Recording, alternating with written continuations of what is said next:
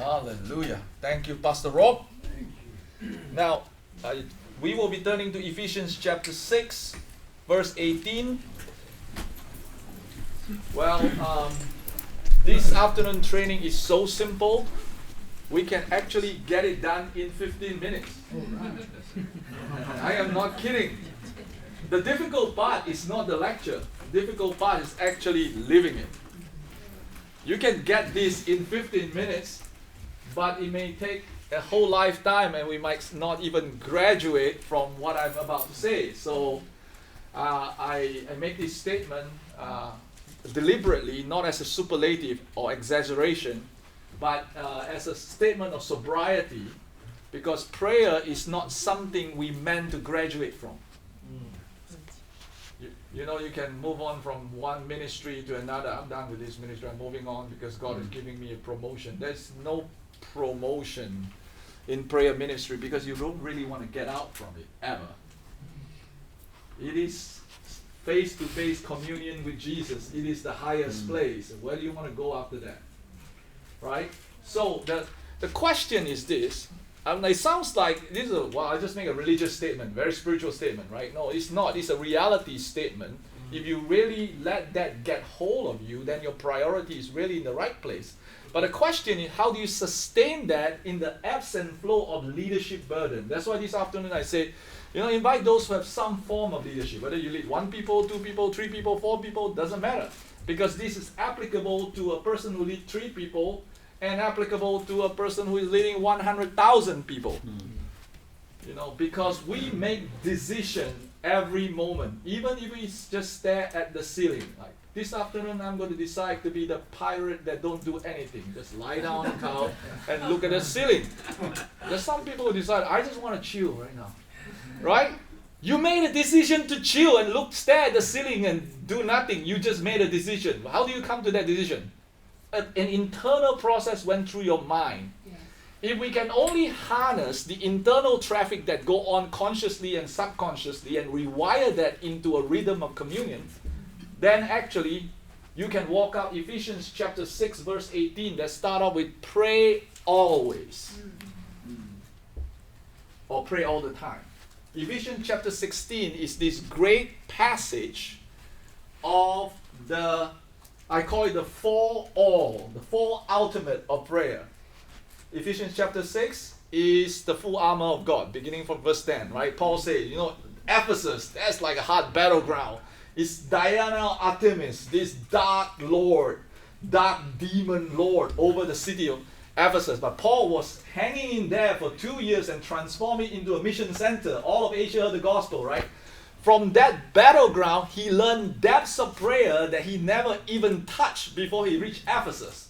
Remember the first time he wanted to go to Asia? In Acts chapter 16, the Holy Spirit forbid him. He has to go to Macedonia, the Macedonian call. He went one big round to Europe, and then when he comes back, he gets to go to Asia, finally, right? So he went to Ephesus, and he wrestled there. That is the place that he stayed the longest period of time. In Corinth, he stayed for 18 months because he had a dream in the night and said, don't worry, 3 months not enough. I have many people in the city. They're not going to hurt you. Don't stop preaching the gospel. I have many people in the city. I will be talking about that on Wednesday. There are many people that belong to Jesus in the city. They just haven't shown up in the community of saints yet. They don't know they belong to God yet, but Jesus knows them, right? So, and then in Ephesus, it's 2.5 years. Paul stayed for 2.5 years. Hey, so Paul stayed for 2.5 years. That's remarkable. And during that time, notable, or the Bible says unusual miracle. It's like a redundant word. Miracle is unusual already, right? But even within the realm of miracle, unusual miracle. That means weird miracles. Which kind of miracle is not weird? I don't know. But there are this double weird miracles. Even within the realm of miracles, you don't see those things all the time. And one specific one is the handkerchief ministry. In the Pentecostal world, we see people doing that quite a bit. But that was not meant to be like a standard norm. It was like Paul say, I'm not traveling. I'm staying in Ephesus. There's battleground here. I'm going to contend for the breakthrough. And then, if you things that, you need to go take my handkerchief, bring it somewhere. And put the handkerchief in front of Paul, and then Paul prayed over them, and Paul didn't go, and the handkerchief went, and people got healed because of the handkerchief, right? So nowadays we do handkerchief ministry. So no, I don't know whether it works the same way, but it was a very unusual circumstance. The handkerchief ministry was a strange thing. It never happened before. It never happened too much after that. Okay, but it happened in Ephesus. So Paul fought with bees in Ephesus. Out of that, in Ephesians chapter 6, verse 18, the scripture says, the last verse, when we read the full armor of God, we often end with verse 17, as if the armor ends in verse 17. Actually, verse 18 tie everything together. If you don't have verse 18, your own entire armor fall apart. Or rather, you put on the whole suit and there's no power. It's like you watch some children's stuff. I raised a boy, so I gotta watch Power Rangers and a few other things, the old school stuff. You gotta have power beside the suit, right? You suit on and there's no power, it's no good. So verse 18 is the power charge to your suit. You put on the whole armor, there's no power. So verse 18 we always skip when we memorize the full armor of God. It's praying always. Let's read it together. Praying always. All times in the Spirit. All the time. Let's read it together. Praying at all times in the Spirit with all prayer and supplication. To that end, keep alert with all perseverance, making supplication for all saints. Therefore, all. Pray all the times with all prayers. How many kinds of prayer are there? I don't think I know. Until we touch the resistance, it's like this. Prayer is a sound that come out from you when something push against it. Until you have enough heat, you don't know what kind of cry is going to come out from you. It's not a ritual. It's a response to both the beauty and the revelation of God, as well as the things that hit you daily on a regular basis, including the demons that hit you. So sometimes thank God for the demon, because it hit you, certain sound come out. You know how many people say that, oh, spiritual warfare right now, I pray and fast more. You call 10 friends to pray for you. Never call the 10 friends until the demon hit you. You start calling, hey, I need prayer right now. Okay, you just become an instant class A prayer mobilizer because the demon hit you. Because you're desperate. You need covering, right? So you mobilize all kinds of prayer. That's why in different regions of the world, you see different specialization in prayer. Like East Africa, they are expert against witchcraft. Why there's so much witchcraft over there? Their prayer movement, like they just know how to break witchcraft like we don't know how to, because we don't face witchcraft as often, regular as they do, There's John Malundi people and the East Africa intercessors. They are like super duper expert against witchcraft. Okay? So, and then other prayer movement, like the Korean prayer movement, their strength of petition is so strong because it came out from a cry of a war-torn nation of the Korean War when they had nothing. It's literally like the gospel have to work beyond just spiritual stuff. It has to spill over to transformation of our nation. Our nation is in the ashes of the Korean War. And then cry, the Korean people call the Han. It's like the deep cry with sorrow sound coming out from there. You can't duplicate that into a ritual. It is a context that produces a sound. Okay? So, that's why Paul says, I pray all the time with all prayers. We don't have all the prayer in one part of the body. Nobody has it. Okay? Some sound is going to come out from the Bay Area that's not found in Kansas City. The context is different. Your assignment, the pressure points are different. Okay? So then it says not for all saints. For all the saints. So how do you do praying all the time with all kinds of prayer for all the saints everywhere? It's like, wow. Quite demanding there, right? All. That means you never stop. But we gotta eat, sleep, work, play, do all regular stuff. How do we actually pray all the time? Now, this is not to say don't do a prayer room, don't do hub and bowl 24/7, because we do that in Kansas City non-stop. But even for us, we have to get out from the prayer room and do our life and come back to the prayer room, right? Do we stop praying when we leave the prayer room, leave our set, and go on to play football with our kids or drive our kids around or do a grocery or do email or work. We should not. But how do we? Like for me, for many years, because my role for many years was a CEO, so meeting is my daily life, you know. Okay, but Francis experienced unusual 2 weeks in Kansas City. I hope it was unforgettable for him because Mike Picker had never organized that many meetings in such a crunch time as the time Francis was there. So he probably walked in thinking that Kansas City people like meeting. It's actually not typical. You probably have 40 hours of his meeting that he had never had in 3 years. So, but for me, I have to see different people every 30 minutes. Right? Because they have problems that I need to solve in the organization. So that means I will backslide really fast because I got to solve problems all the time. So over the years, I realized that praying should not stop when I'm running meetings. But I don't need to let people know that I am praying while I'm leading meeting. I don't need to let people know that while I'm teaching you, I'm praying. How can I do that when I'm talking to you and try to talk to Jesus? Taking pulse is very important, right?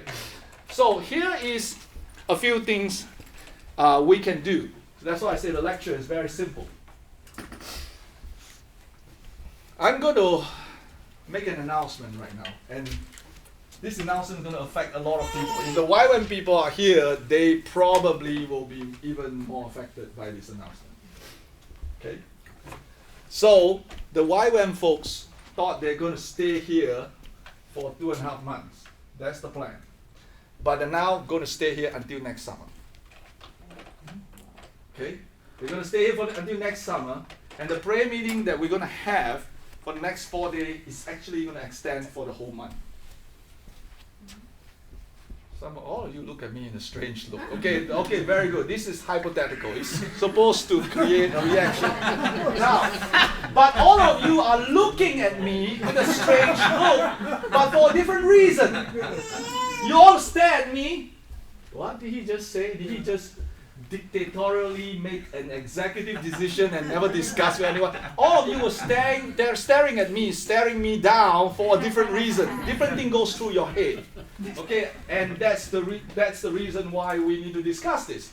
Now, for some people, immediately when they hear an announcement that's so disruptive, they go to like, how is that affecting my life? I've got all my next 4 months planned out and I don't have bandwidth to make last minute adjustment.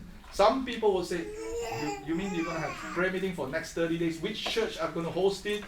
Or, you know, who is going to be? We don't have enough people. We don't have enough resource. We don't have enough money. So, all different things go through our mind when we hear disruptive things that come suddenly. But different things hit us first based upon our bent and our personality and our default man. Sometime in a meeting or in a group community, you hear, you raise a suggestion. I'm going to share a vision. I'm going to share a vision about this. And then your leaders will raise their hand and say, what about this? Have you considered this? And you can almost, please have a seat, you can almost be sure that the same person are concerned with resource. Another group of people are concerned with the people that are affected by this decision.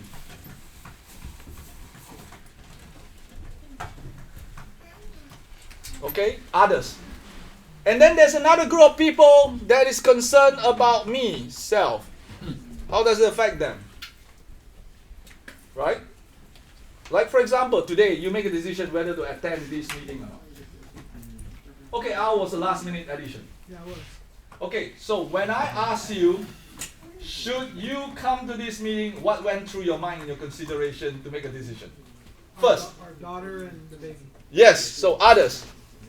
You're not thinking too much about resource because it doesn't cost you $500 to make the decision to come here, right? But if this thing costs $500 or $5,000, you probably think harder. Okay? So the point is, you also think about how you feel. Just hanging out with Francis and Daniel more time, maybe it's a cool thing, right? I mean, it's just like, I love their fellowship. So that's a positive, right? So resource, others, and the purpose. Some people are very clear. Hey, what's the outcome? What's the mission? What's the objective? We don't even have clearly defined objective. Why are we doing this? Right? So, have you met all these people on your team? Or around you? People who are concerned with clear purpose, people who are concerned about how they feel, people who are concerned with other people, concerned with how much resource and the limitation of resource. We all actually touch this. But we major in one of these first. Yeah.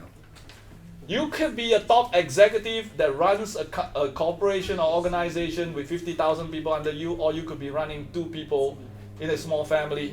You still are affected by all these factors. These are common decision-making, almost transacting point in our internal traffic. We don't spell them out. We never write them in a chart. We just think through them subconsciously, and we have our ways of negotiating inside ourselves around this. Does unbeliever do this?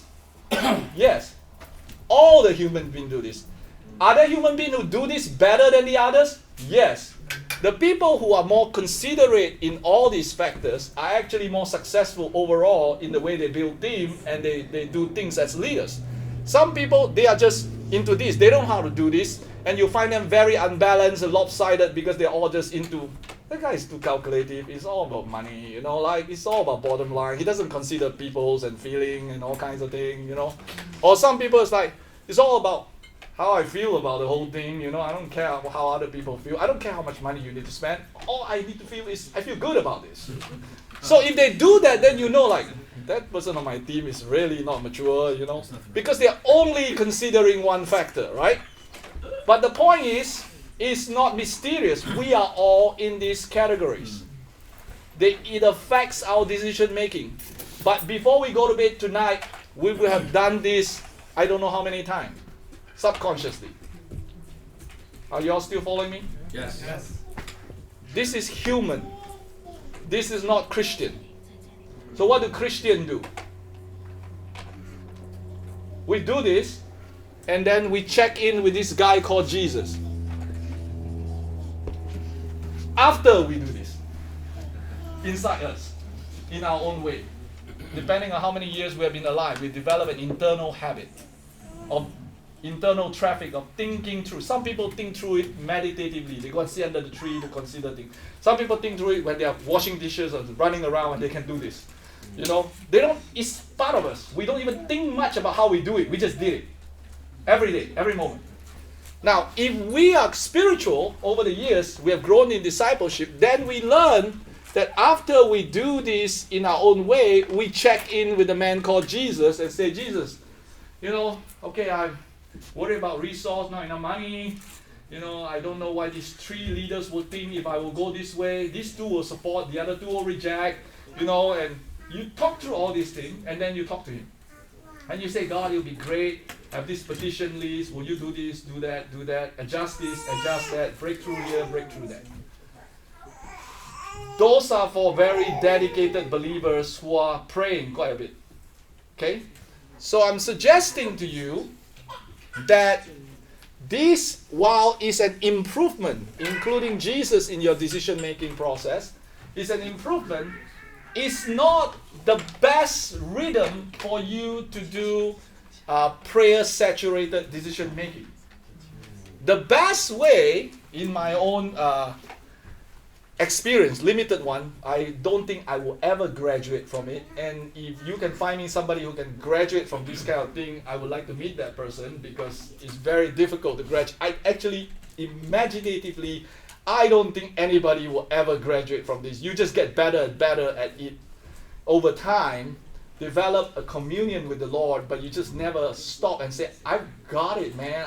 This is behind me now. I'm moving to the next thing. There's just no next thing. You just keep talking to Jesus forever and ever. Even after we die and we wake up on the other side, we're still talking to Jesus.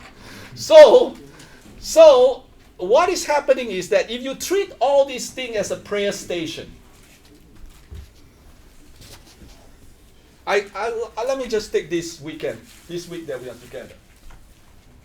There's a lot of facility that's needed for this week. There's a lot of manpower that's needed.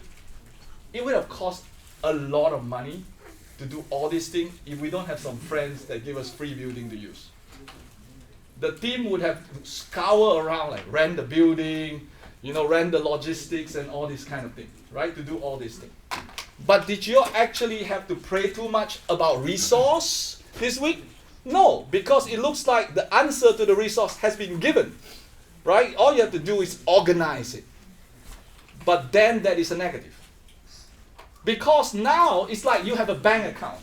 When you don't have a bank account with millions of dollars inside, you pray really hard because you need to get to the next stop of your life and you need the resource to get there, and you're like, God, give me what I need to get there, right?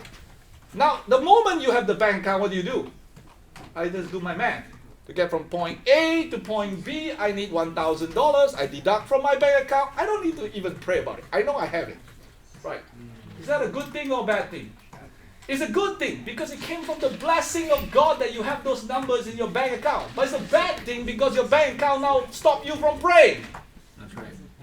So that's why we always have a problem with poor country or poor churches or, pioneering movement with nothing, praying and fasting and then break through to prosperity, and when they get, the prosperity came from God. It's a miracle. Yeah. South Korea went from ashes to become the 8th largest economy in the world with all the high-tech industry. You think that's not a blessing of God? That's a blessing of God. It's a miracle. Yeah. Kevin, young Korean men used to go to Saudi Arabia and drive trucks in the 70s and send money back. You don't hear Korean people doing that anymore. They are beyond that, right? Because they all used to go up to the prayer mountain at night, don't sleep the whole night, and come back down, do Samsung. That's what they did in the 80s, right? So now that the bank account is filled up, they have mega industry, they have brand, they have the man that can sing and dance, so all kinds of things. The world is respecting them now, so they know they got it. What do? Now they leverage the blessing. All of us do that. We go into autopilot. This weekend's the same. We don't need to think about room and resource. We just have to organize them. We don't even check in with Jesus anymore. That is bad. That is going to quash the spirit of prayer.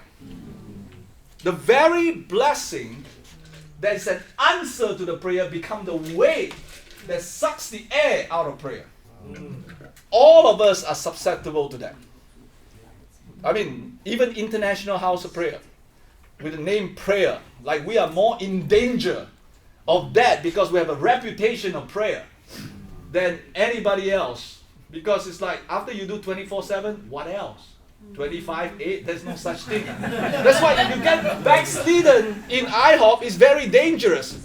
Because like, before you get there, it's like, oh, there's something more, I got to go 24/7. But when you touch 24/7 and you get disappointed, oh no, the next thing is get out the back door.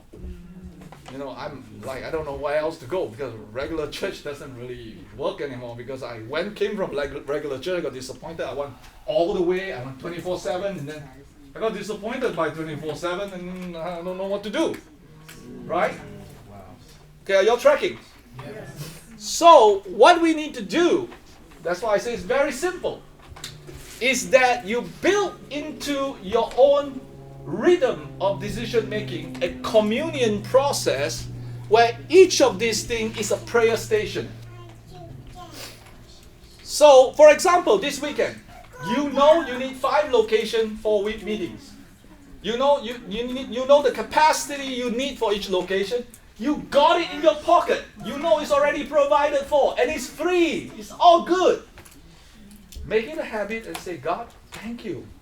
You provided this. I'm talking to you. I'm thanking you for this provision. This is a miracle. People have to pay like $10,000 this weekend just to do this. I don't have to. But do you have any other points that I need to pay attention to? Should I maybe move location, not use it, here, there? What are you saying? I want to hear you. I want to hear you in this. Check in. Talk to him about it. Even if you have the resources, even if you have the $1 million in your bank account. Lord, do you want me to mobilize my bank account? Or do you have another solution? I have the money, you gave it to me. Do I Do you have some other plan in place? So, like for example, you have a plan and you know who is usually in a group. There are people who are early adopter, the one who say yes enthusiastically with both their hand up and their feet up. Okay? And then you have another group that is one hand up, one hand not very sure. And then you have another group that's like this.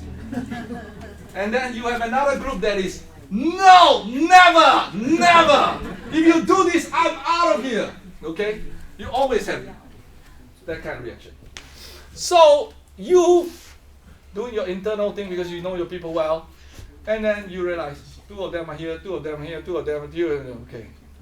Okay, I'm going to go to this person first because they're going to be my biggest supporter and cheerleader and recruit them, and then we rah rah rah, and everybody else will be convinced because 3 of us are such an influencer and charismatic leaders. We can influence everybody else and pull the 6 over.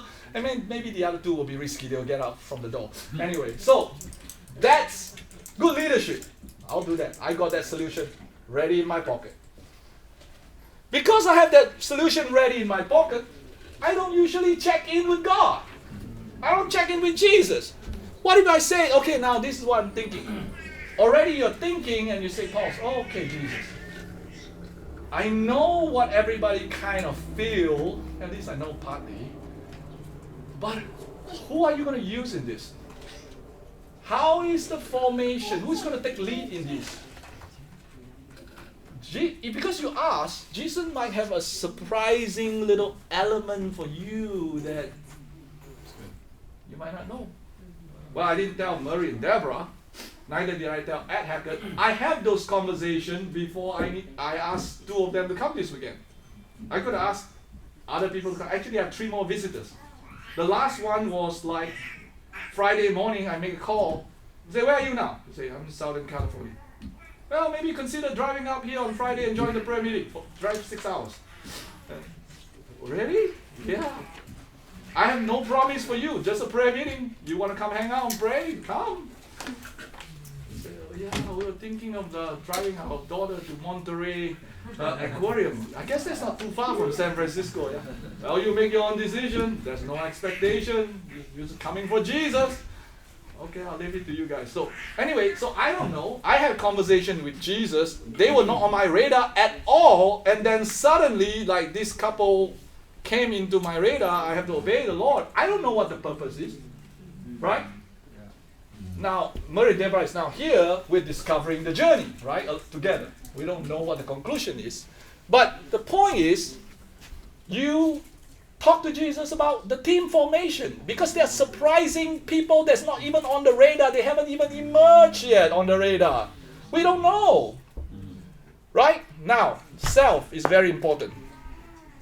Self is like, either you feel neutral, I can go with it, this way or that way. I am really excited. No, this is a bad idea. I really don't like this. This is really not me. I'm not going to be involved.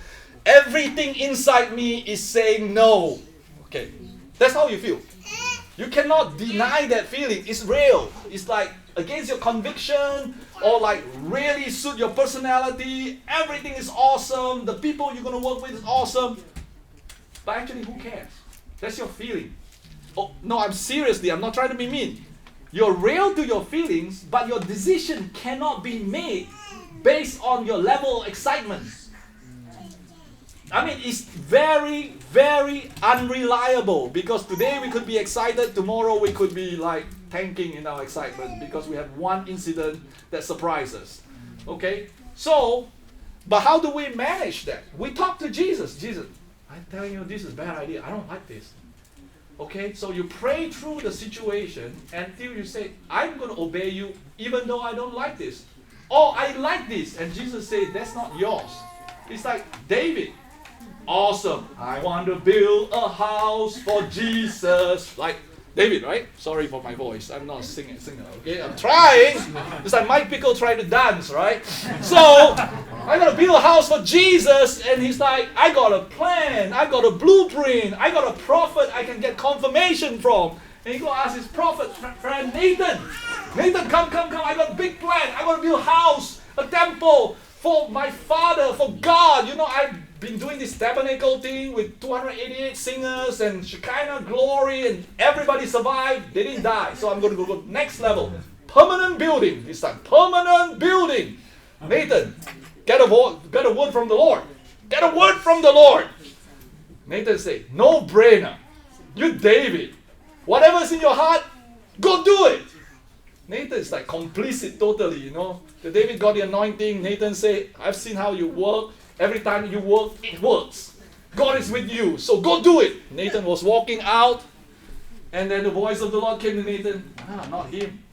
He's not my man. His son. What, the boy? He hasn't even grow up yet. I mean, what do we know? And his mother and him got bad, scandalous story. Like Bathsheba and David was like, you gotta hide that in the kitchen all the time. And, you know, like this guy's gonna build the temple. Yeah, he's the son of peace. I've chosen Solomon. I'll give him peace. David got bloodshed. He's a man of war. So the guy with the heart, can you imagine his whole life? He paid full price for the real estate behind his house. The threshing floor of Aruna. He bought that thing. Until today, I tell you, the Middle East crisis is so cute. Jerusalem has been laid siege 46 times. World conqueror has tried to take over Jerusalem and taken over Jerusalem so many times that there's only one guy who paid for it. He bought the land of the Temple Mount with money, not with conquest. David has a title deed of the Temple Mount, okay? Because he paid with full price. Remember Aruna, the Ornan guy? He said, "You king, everything is yours. I'll give you free." David said, No. I will not offer to the Lord something that cost me nothing. I'll pay full price. That simple obedience, 1,000 years later, his descendants and his people can say, hey, this property, title deed belongs to King David. He didn't rob it, he didn't snatch it, he bought it. Okay? So, now David was like, I live my life, I done the tabernacle thing, man. I reached all my people, they're not supposed to be able to do it without veil in the Old Testament, but they survived. I'm going to build permanent temple. His whole life, crescendo, is around building the Shekinah glory temple. Can you imagine the news that came? You're not the guy. Your son. Ouch. What should I do for my retirement for the rest of my life? I've conquered all the land. This is my dream. Okay, what I'm going to do is I'm going to start collecting cedar from Tyre and Sidon. I'm going to build diplomatic relationship with all the neighboring countries. I'm going to wait for my son to grow up. I'm going to make him temple toys so that I brainwash him from childhood. Like just give him all the vision. So that when he grow up, he's ready to go with daddy's platform, daddy's diplomatic relationship. I'm going to raise all the offering, put it in the treasure house, get it ready. When my son's ready, it's all ready to go. Green light, go. So, is that all good for Solomon? Not necessary. You know, when you don't have to labor to fight to grow the wealth, you kind of get spoiled a little bit, marry 700 wives, you know, so that's problematic, right? So, we have this situation where if you don't talk to Jesus, you will do the calculation based on what is my role in this equation as the center of decision-making process. But I have good news for all of us, we are not the center. Sometimes God loves to talk to his friends about a lot of things, and then after that he say, hey, I'm just whispering to you about what I'm going to do in this area and this thing, but you're not the center of the whole plan. I'm just sharing with you so you understand what I'm going to do. Let me tell you who is going to be in charge of this. That person. That person? No, God, bad idea. I know that person. That person's not good. He's not qualified. He's not even ready. Not mature. I know him from the beginning to the end. I've chosen that person. Okay, all you need to do is pray for him. You don't even have to go tell him what you're going to do. How is he involved in? You don't have to do anything. You just have to secretly, I'm sharing with you, so you secretly pray for the person so you come into his destiny. So, that is wonderful. So, self. And the last one is purpose. Purpose-driven life, purpose-driven things. There are people who are willing to fulfill objective at all costs. including human cost. We call them the taskmaster. In certain less in Christian organization, but if you have one of those people in your organization, you usually tell them, oh man, you're too hard. You can't bring your corporate culture thing into the Christian church, Right? No, we're going to get things done. Why are you like feeling this, feeling that? No. Get it done. Get it done. Okay? So, there are people who are majoring in this. So, there are two practical applications, and then I'm going to wrap up and let you ask questions. Number one, most of us start with one of these. There is no better place to start or worse place to start. What I meant is that if somebody say, I'm always starting with me, that's all I feel. Whenever I hear something, I'm always checking in. What's me feeling about this? Actually, a large percentage of human beings start with the me. And we should not call them selfish, narcissistic, or something like that. In fact, we should disciple them not to stop at me. They start from me, talk to Jesus about me, and then train them to talk to Jesus about others, talk to Jesus about resource, and talk to Jesus about purpose. We also have people on our team that start with purpose. All they care is the mission. You have to define the mission, clarify the mission, the strategy, and the step before I'm going to release the budget to you to spend a single dime. Okay, we need everything clear. Okay? And then when they work with people who say, hey, we don't need to know everything. We just need to open up everything, wait upon the Lord, everything undefined.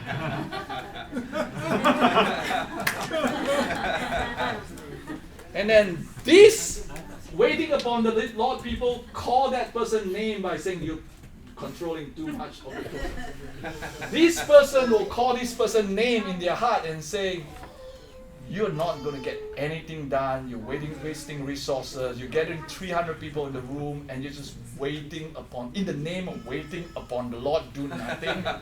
That's just spiritual rubbish. You just call each other name inside. You never say it out. You smile. But in your heart, it's like, if I'm in the driver's seat, I will put my agenda on the table and do it my way. And the other person will do it the same thing. So, but the beautiful part of it is we all have different makeup. We start with different station as our default and our upbringing and our giftings. Okay? So if you are here and you meet people who are here, it's not bad either. Actually you are a gift because you are the person who actually ensure people get to the finish line. If the entire team is just all the other three stations and don't have clear defined objective, that team is in trouble big time. Even in the meeting, there is no conclusion. Everybody walk away feeling good about the meeting. The meeting is awesome. It's an amazing meeting. What are we supposed to do next? I'm not sure. What's my responsibility? What I'm supposed to do next? Nobody told me. But I know the meeting was good. Everybody felt awesome. I mean, imagine your team doesn't have a person like that. That insists, hey, what's the 1, 2, 3 we're walking away with? I mean, it sounds like the person is a taskmaster. Okay? Purpose. And imagine there's no calculated person. That team will be so wasteful in stewardship. In terms of counting every single thing, time, space, efficiency, and all that. So, first point, we all start somewhere in one of these stations inside us. Usually most people have double major. Like you start here and the second one you go to is this. Very few people go to all four at the same time.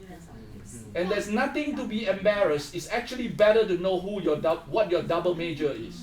Okay, now we pause for a moment. Everybody think, what is your double major? Do you know where you start?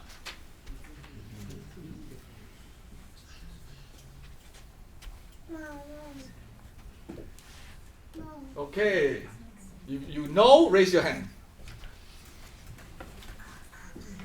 I want to do an experiment. Any husband and wife here? Couple. Okay, husband and wife. Okay, husband and wife. Where? Okay, husband, wife there. Okay, I want 3, 4 couples to volunteer. Okay, You want to start a fight? We'll start with Mercy and Peter because they are married not that long. We'll see how far you advance in your relationship. Because I don't think you have a chance to discuss this before. It's going to be a discovery. So fix your double major individually. Can't change it because Marcy look at you with a look you can't change, okay? You gotta really just fix them. Okay, Peter. Marcy, imagine what you know about him, the way he makes decisions. What is his double major? Then he's going to say it out loud and see whether you got it right. Fix it in your mind what's Peter's double major. Okay? Okay, Peter, what's your double major? Which one do you start first? Me. Okay, next one. Other. So you are pastoral. Because you're all about people. Yeah. Awesome. Is that what you thought about him? I would have reversed them, so others and then me. Okay, wonderful. Close enough. That's why they're a couple. Now you do the other side. You fix your double major, Mercy? Okay, Peter, you ready? You know what hers is? Or are? Okay, ready, Mercy. What? Oh, purpose and resource. Purpose and resource. So you're very administrative. Yes. I would say purpose number one, and then So if you want to go on a road trip, she will grill you on the reason why you need to go on the road trip. So before you even sell that idea to her, you have to be clear why you want to do it. Do you need to chart out where the stop point is, like where do you stop along the way, before you even sell the idea? For a relational guy, that must be a growth path. Okay, good. Excellent. Kevin, you're trying to hide. I'm not going to let you go. Kevin's wife is also here. Yeah. Let's do Kevin! Kevin! Come on. Okay, no. Your wife is going to imagine your double major. She'll fix it, and then you're going to say what your double major is. Okay, now all of us, we got to give Kevin space. He's in a function that demand him to come across a certain way. Yeah. That might not be his internal double major. So when he says something, some of you might not be surprised because he has a role in the organization that demand him to express himself a certain way. Okay, so Kevin. My double major? Yes. Same as Mercy's, purpose, resource. So your function and your major kind of have good friendship. Okay, do you? Purpose, but then others. Oh, I can see that too in my interaction with you. Very thoughtful. Yeah. Okay. Kevin, triple major. Purpose and then others and resource almost at the same level, maybe. Okay? Oh, good. Now let's swap.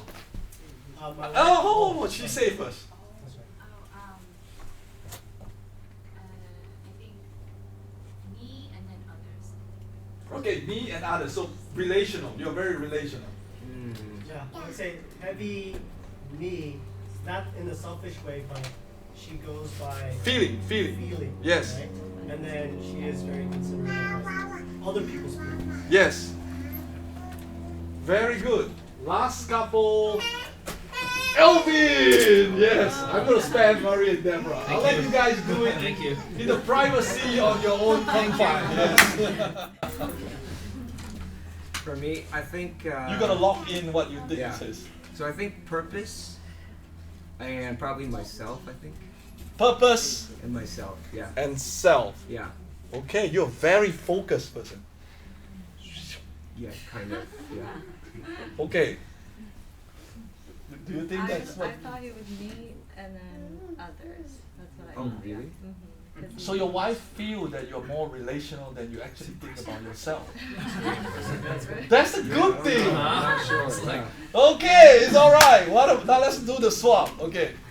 Mine were others and purpose. Okay, others and purpose. Is that what you think? I thought is others and resource. I think. I thought. Okay, Yeah, so the- she didn't the come across to resource. you that she is so clear in desiring and demanding objectives. Oh yeah, I could see that. Sorry. Yeah, I could see that now. Yeah, but she has some resource as well. It definitely, yeah, purpose. Yeah, I could see that now. Okay, very good.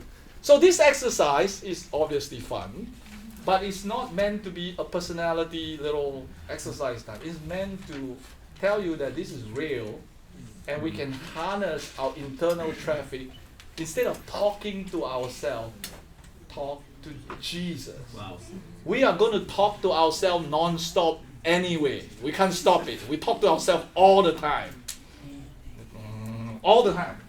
Just pause and intercept yourself and invite Jesus into every single station, and you'll be surprised by what will come out from those conversations. Like, for example, one of the routines that I developed over the years is when I receive blessings, when I receive a check, when I receive money. And then I look at this, I know where this should go because there's a need over here and there is a supply that will meet the need. No brainer, right? But because of this, it's not nothing is no brainer. Nothing is autopilot. The resource came at a certain time for a reason. Just because the need was there doesn't necessarily mean it's automatically there. I just need to pause for 10 seconds and say, Jesus, thank you. This is amazing. I just want to let you know this, okay? One time I was in need. And so I prayed. I said, God, wow, you supplied for me for 10 months. That's amazing, but it's coming to an end. Are you going to like continue with a new round of resource? He did. On a very timely way. Wow, amazing. I said, Jesus, thank you for supplying these needs. Then I said, what is it for? Then you know, because I talked to him, two things came. Surprised me entirely. Number one, I'm supposed to give substantially from that gift to something, and after I give, whatever need that I need to fulfill is no longer able to be fulfilled immediately. And then he said, I'm going to give you 4 more gifts. It's a total of 5 gifts. I said, God, can you make it like simpler? Like this one gift is actually going to solve that problem, and now you're going to ask me to do this, and then you're going to give me 4 more in a row. For what? He said, no, for the last 25 years I've taken care of you. The 5 gifts in succession is to tell you I'm going to take care of you for the remaining part of your 25 years. He didn't say 25 years, but it's coming forward. I said, do you really need to do it? Yeah. Remember when you were in your 20s, that 2 gifts? Yeah, I forgot about the 2 gifts. Yeah. He paid off my study loan, like supernaturally. And then I said, yeah, I remember the 2 gifts. In fact, my mom was convinced that I shouldn't be in full-time ministry because of the 2 supernatural gifts. Everybody has to shut up. So I said, okay, I remember the 2 gifts. I mean, it's 20-something years ago, you know, I don't remember that so much anymore. He said, I'm going to do it round 2 because you're coming to an important season in your life. I'm going to do it. I said, I think I'm imagining I'm hearing voice. This is getting strange here. You know, it might not be you, right? So within 2 days, 2nd gift came. I said, God, you're getting serious. And then the next day, the 3rd gift came. I said, God, this is serious. Okay, now I'm going to ask you, who's going to give the 4th gift? He gave me a name. 4th gift came from that person. I said, wow, this is serious. This is getting really serious. Okay, who's going to give the 5th gift? Then he prompted. I said, nah, this person haven't contacted me forever. There's no way it's going to be this person from overseas. I got a WhatsApp out of this person out of nowhere. Hey, my wife and I just prayed yesterday. We felt we should send you a gift. Oh, I surrender. Okay, so now you all started with a simple thing in our accounting, right? I need money to do this. God gave the money. Settle the something. Straightforward. I went to have a conversation with Jesus. And then something opened up. Can you imagine how exciting life like that is? It's good. If you only pause to include Jesus in everything. It's good. So, I have no name for this. I call this prayer-saturated life. Literally, you just talk to Jesus about everything. Now, I told you I spend a lot of time running meetings, which means things I don't like to do. I don't like to run administrative meeting, but I have to. It's part of my job, right? But I like to talk to Jesus. So what I do, I actually talk to Jesus a lot during meetings about like how this person is doing. Why is this person giving this opinion? Okay, if this person's opinion, how long should I let him talk? Jesus, what do you think? You know, who's going to talk next? Just talk to Jesus when you run meetings. Sometimes he answers back, sometimes he doesn't. Right? How much is the budget for this project? I know roughly it takes this much, but do you have something hidden that I don't know about around the corner? You know, hidden costs or something like that? You know, talk to Jesus. So, at the end of this training, I'm going to ask Kevin to send you a little chart. The chart has this 4 circles and this 4 prayer station. My encouragement to all of you is that you will practice including Jesus with your major first, your double major. This is the first application point. Because you always go to your major. Nobody need to teach you to do that. By default, you go to your double major. You always go there first. Right? So just include Jesus. Practice including Jesus. Commune with Jesus in your double major.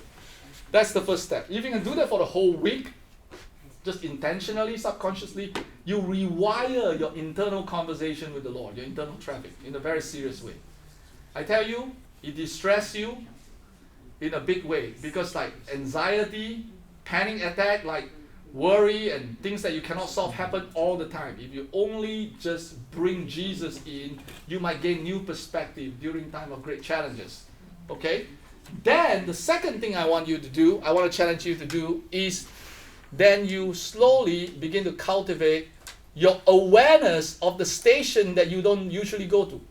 You cannot grow in prayer in those areas yet because you don't have too much awareness. You don't go there all the time. That's not the place you go. So the first step to do is practice going there intentionally. Tell your brain to go there. Let's say, for example, Elvin, what's yours name? I said myself and purpose. Yourself and purpose. Yeah. So you have purpose and self. That means these two, you don't go there so much. Let's say, for example, you're about to go on Amazon.com and buy things and you're not worried about the budget. Yeah. And your wife is looking at you and saying, I'm worried about the budget. Okay, so, and then you're going to have a lively conversation around and then you say, I don't think I want to show her what I'm looking at Amazon.com. You then say, God, I'm looking at this, it's costing this. What do you think? It's a deal, God. Jesus, it's a deal. 40% discount. If I don't get it now, it'll be gone. I double check eBay and all the other sites. This is really a good deal. I'm pressing buy now. Jesus. So go there intentionally, and if you can include Jesus, but go there first because it's not even there yet. Mostly. Okay? So first step, in your major, start cultivating prayer life around your major. Second step, be aware of the other neglected station that's important for your maturity in decision-making process instead of stewarding God's resource and people. And finally, when you are running a team or leading a group of people, when you see other people who are not like you, they start from different places, tone down your calling name and say, there he go again, there she goes again. Every time when we have a discussion, the person will always start there. I know where the person will say, don't go there, pull back. Find a way to get to the person with the language that you now know, and then coach the person to begin to mature in other stations of decision-making process. And then eventually bring in the prayer thing into them. Is it simple enough? Yeah. You don't even need handout for this one. Because it's just your internal traffic. Okay, Q&A right now. Yeah, I'm actually good on time. Surprising. Did it all in 45 minutes. Yes. Q&A. Q&A. Come on. Any questions? Do you think this is doable? Yes. What's your name, sister? I'm Tala. Tala, Wait, okay, Tala, yes. yeah. I was wondering, how do you coach people if you don't know anything about it. Okay, that's why I say start with yourself. Don't coach people yet. Oh, Just say, okay, what is yours? 2 major that you go to? I think myself and maybe others or purpose. I don't know. Okay, so you for sure you will start with like, how do I feel about this, right? Then just include Jesus in that one and say, okay, Jesus, I know how I feel, but is this feeling really godly? Is this feeling valid? What do you want to do with my feeling? Do I overcome my feeling or do I follow my feeling? Include him in the conversation, because Matthew 16:24 say, we must deny ourselves daily and take up our cross and follow him. So, but we actually unfortunately have too much feeling-oriented Christianity in the church instead of cross-centric Christianity. That's why we have to bring in the cross. Don't deny that. I tell you this, if you are super duper Christian and you're doing cross all the time and you neglect how you actually feel, he will come back and bite you. Like you don't do regular maintenance with yourself, he will come back and bite you.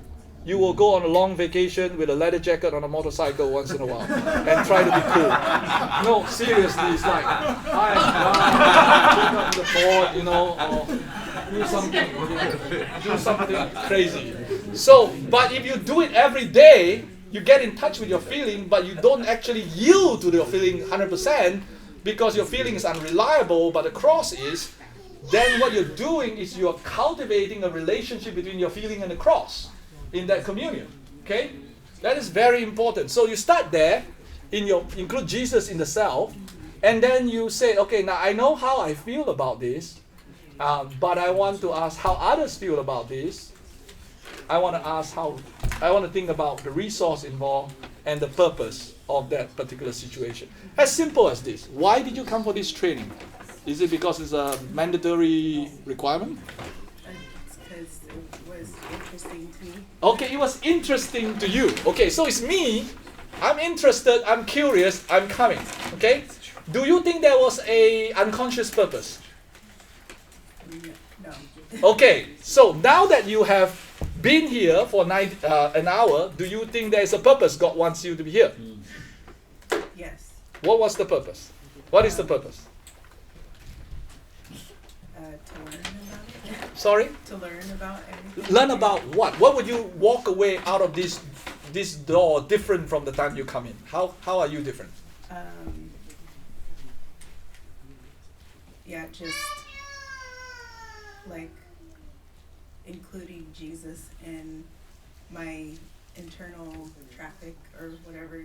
That's awesome. I couldn't summarize that better than anyone. You got one line of the entire session in one line. Including Jesus in all your internal traffic.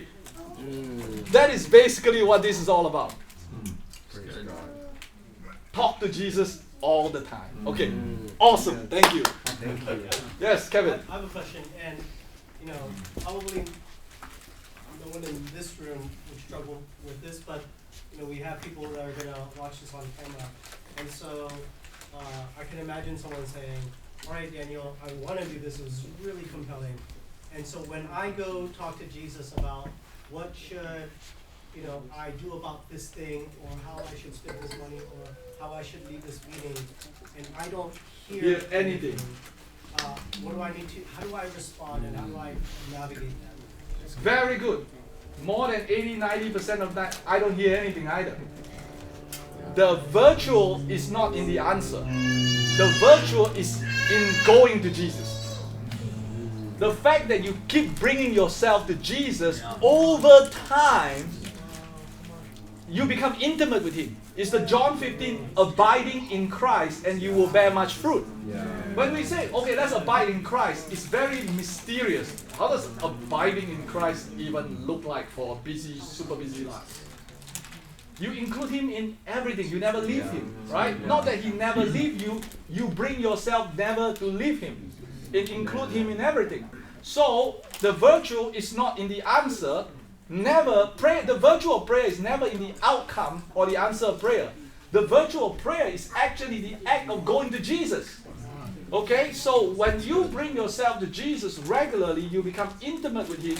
You only respond very few times. So what do? Like for example, I still have to make decisions. Spend the money, don't spend the money. Take action, don't take action. So I always have a buffer, time buffer. How long can I afford to wait in this state of ambiguity? Some decision I have 3 months, so I start my conversation early. Some decision I have 15 seconds. Wow. So after I talk, I have to answer, what's the most biblical way to do this? I'm going to go do this and trust the Lord that I have spoken to Him, and the best I could discern, that's all I know, but I check in. So I trust that because I check in and I talk to you, is honoring, you're going to help me along the process, and your presence will be there. Because some decision, literally, you have 15 seconds before you have to act. Right? So, like for example, for those of us who travel for ministry, where do we route our transit point through and all that when we book our flight? For some people, the shortest way, the cheapest way, the best lounge in the transit airport. There's so many factors people consider. But maybe there are divine appointments along the place you have to stop. If you just ask, you might know, because you could send. I'll tell you one story. This is a lot. This is just so amazing. I was in Amsterdam, their favorite city, one of their favorite cities. I was in Amsterdam. I was teaching. In the middle of the teaching, one of our leaders who lead the One Thing conference got caught by the Egyptian authority because he got too famous in Egypt. They won't let him pass through the airport, and they detained him with a bunch of terrorist-looking guys in the Egyptian Cairo airport. And then 8,000 young people are waiting in the desert for the conference. I was in Amsterdam. So they all sent back to the base, and we all prayed for him to be released. Then he realized, hey, no big deal, he's not in danger. They just won't let him in. After they get all his paperwork and all that, they're going to send him home to America. Okay. So, but the conference going on, no speaker. So I'm in Amsterdam. And I said, okay, I got to get some paperwork to get into Egypt if you want me to. So I asked the whole Amsterdam team to pray with me. Oh, Lord Jesus, what's your will? And I talked to him, and the Lord said, go. I said, God, this is going to be tough. I got to get to Hague, I got to get the visa, and then I'm going to travel there and get a ticket. This is going to be like 10-step process. This is going to be hard. Money is a lot, but it's not the most difficult part. It's the step. So why don't I do this? I walk one step at a time. Do you want me to take the next step? I said, oh, yeah. So I took the train, 30 minutes train to Hague, and then I got down, and I'm supposed to look for the Egyptian embassy. I look up the map, I know how to get there. So I line up at the taxi stand. You line up one line, the car pull up, you get into the taxi that comes to pick you up. Every one of them was nice, Audi, Mercedes-Benz. When it's my turn, it was this old van. I said, God, you really don't like me.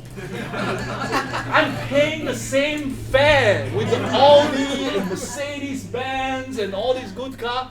I'm getting into this old van that looks like it belongs to the museum or something.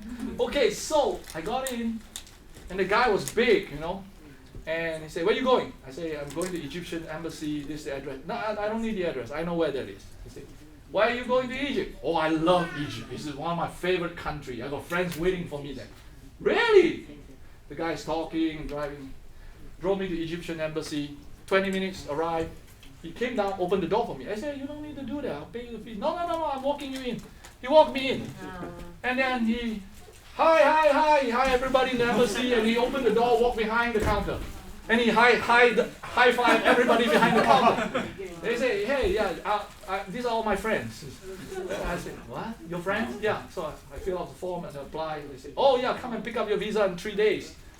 3 days? No, I need to be in Egypt by noon tomorrow. There's no 3 days. I got my visa. Then he heard the conversation came. Why do you need to? I just need to go by noon tomorrow. Can you make it happen? No, this thing takes 72 hours minimum. No such things. The taxi driver said, wait. He went behind to some officer. He came out. Okay, my buddy said okay. Okay, so he came out. Then he sent me back to the train station. He said, tomorrow you're coming back to pick up your passport. Yeah, I'm coming out to pick up the passport. I go straight to the airport and I'm flying to Egypt. Right? That's like fast. Okay, so 8 o'clock in the morning, I will be here in the train station to wait for you, the taxi driver. The same old man, right? Old man.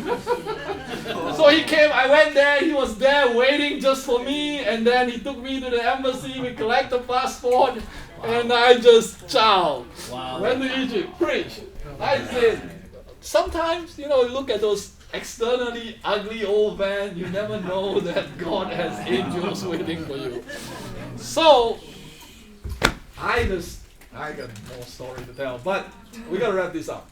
So, my hope is that prayer will not be such a mystical thing to the point that, we need to just treat it as a ritual. There are moments of time where we have to stop everything and just focus on Jesus, like communion time, like prayer time, like morning devotion and all that. But majority of our time in a day, 15 hours or so, are not those times. And those are the times we shouldn't stop praying. And actually, the busier you are, the more work, more assignment, more responsibility, mother, father, anything, you get more content of conversation with Jesus. So now works and prayer no longer pit against one another. Because your work is now a contact point with substance to talk to Jesus. You don't see that as, I got to get from my work so I can get to prayer. It's not a dichotomy anymore.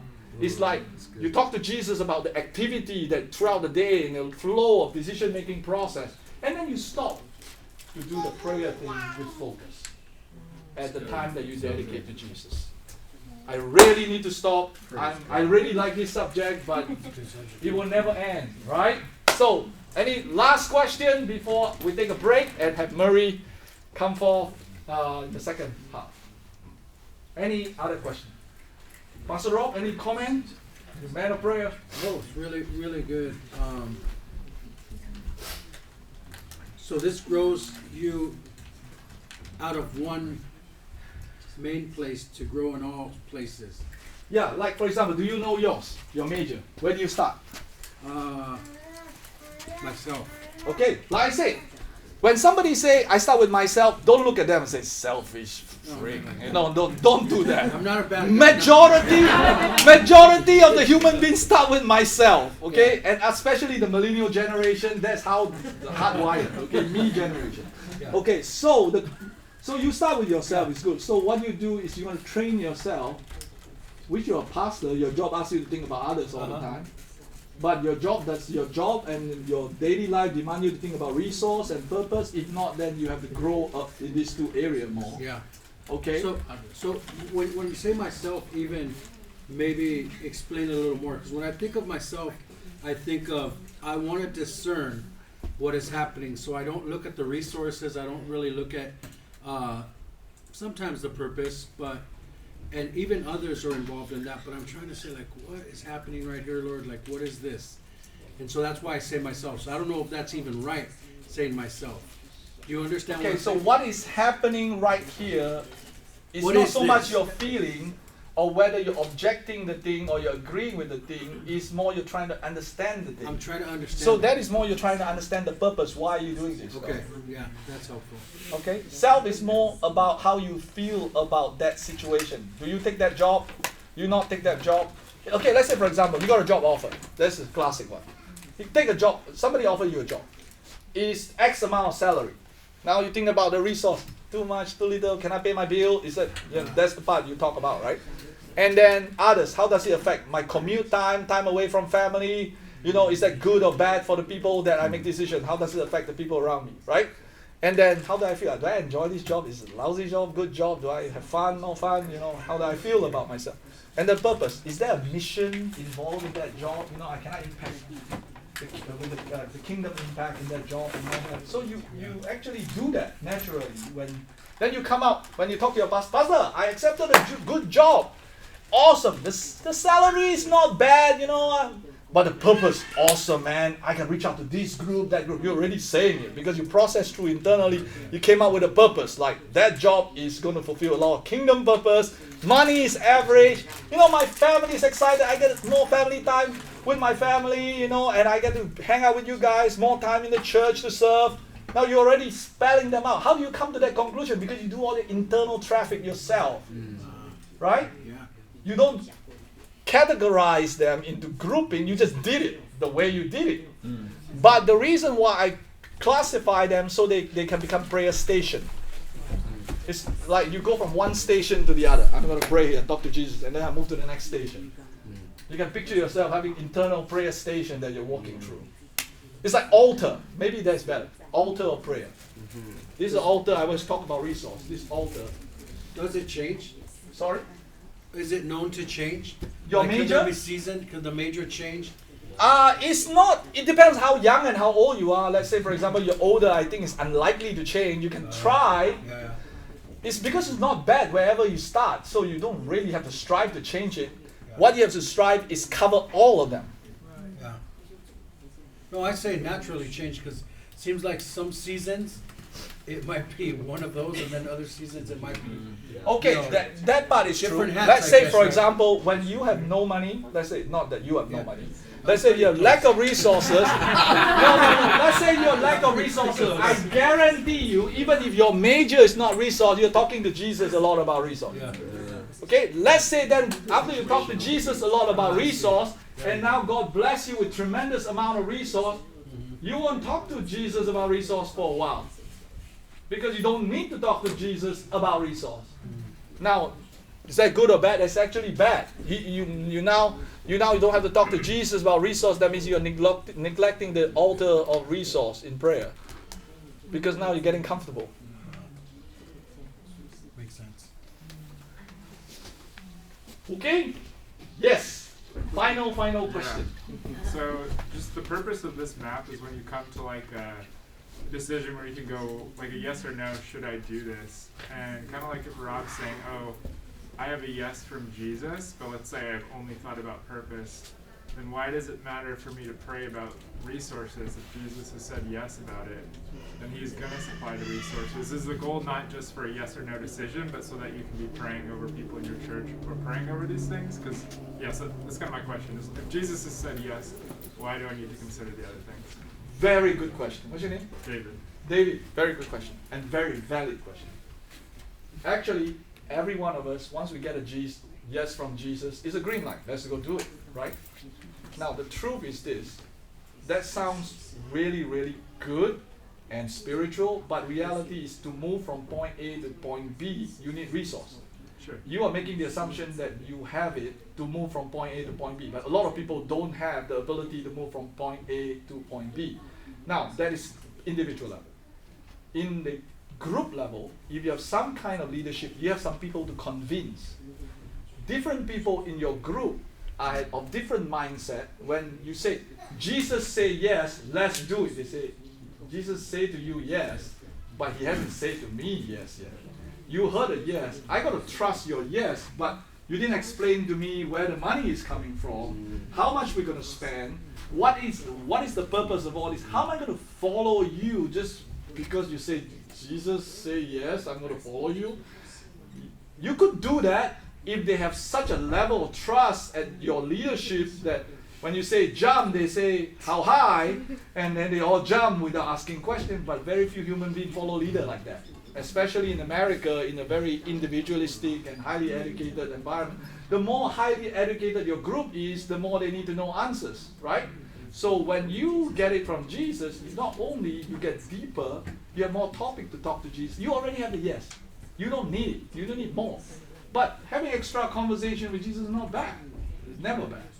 And those information help you convince other people and mobilize so that people can follow along you as you lead. So in leadership, it matters more. Individually, you can take more risks because you're only risking yourself. Now, when I say leadership, it doesn't mean big leadership. It could be husband and wife, two human beings. To get on agreement to go on a road trip require a process like this. So, I mean, you drive from east side of the bay to west side of the bay, you probably don't need this process, but anything further that costs money and time and all that would require a process like this. Okay? Good. Very good question. Thank you. All right, we call it a break. Before we break, let me pray.